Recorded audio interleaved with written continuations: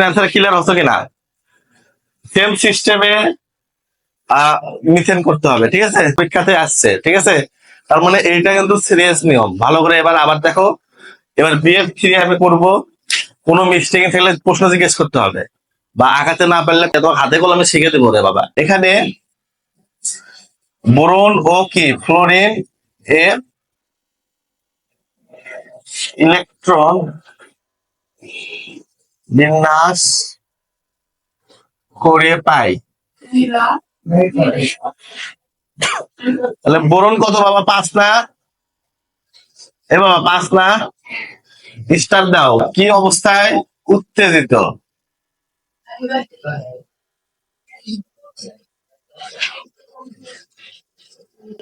উত্তেজিত অবস্থায়।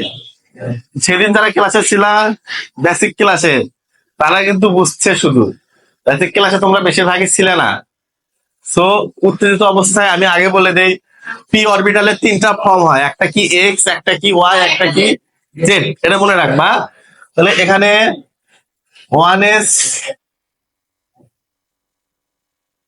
2, 2s 2p x 2p y। আমি ওয়াই পর্যন্ত করলাম কেন? কারণ এর ইলেকট্রন কটা? 5টা, ঠিক না? তাহলে এখানে 2টা দিছি, আর কয়টা দিতে পারবো? 3টা। এখানে প্রত্যেকটি সেলে কয়টা করে ইলেকট্রন দিবা?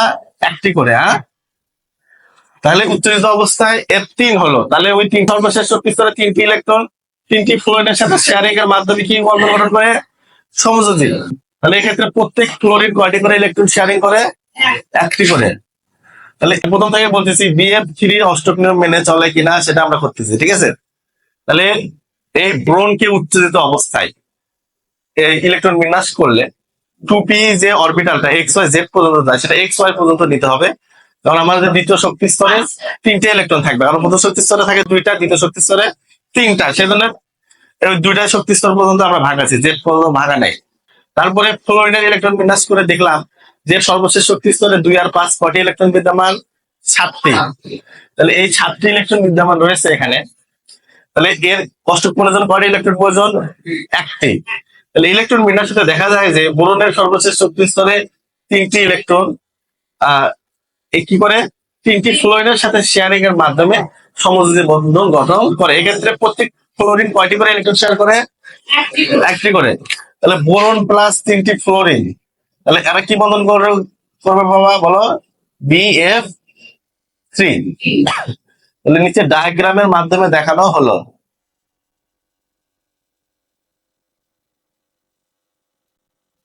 কিন্তু নিয়ম আছে। আর যদি তুমি দুটাই ডট ধরো, ডট ধরো আঁকাতে পারবা। আর যদি উল্লেখ থেকে ডট ক্রসে করো তাহলে ডট ক্রস। তাহলে এটা হলো ডট ক্রস নিয়মে। আর যদি ডট ডট নিয়মে লিখতাম তাহলে হচ্ছে সবগুলো ডট গোল গোল দিতাম। হ্যাঁ, তুমি গোলও দিতে পারো, তুমি গোল দাও করো। তাহলে বোরনের সর্বশেষ শক্তিতে কয়টা ইলেকট্রন আছে? এটি কয়টা? 2টে।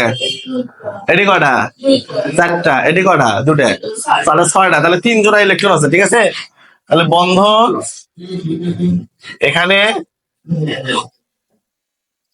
বন্ধন গঠনের পর কেন্দ্রীয় পরমাণু বোরন এর সর্বশেষ শক্তি স্তর, সর্বশেষ নিয়ম মানে না, কিন্তু 2 এর নিয়ম মেনে চলে।